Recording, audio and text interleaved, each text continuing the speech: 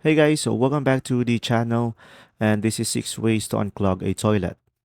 So, first one is stop water overflow.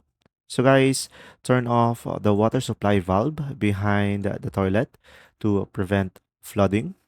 And now, first is use a plunger. So a flange plunger work best. Just simply push and pull firmly to create a suction. And another option is pour in dish soap, then hot water but not boiling to break up clogs.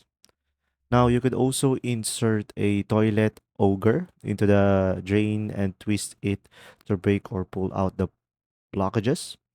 Or you could also pour 1 cup of baking soda and 2 cups of vinegar and wait around 30 minutes, then flush with hot water, and you should be able to fix it. Another one is straighten a hanger and wrap the end with a cloth and gently push through the clog. And the last option that you have is remove water from the bowl, then vacuum out the clog directly. There you go. See ya.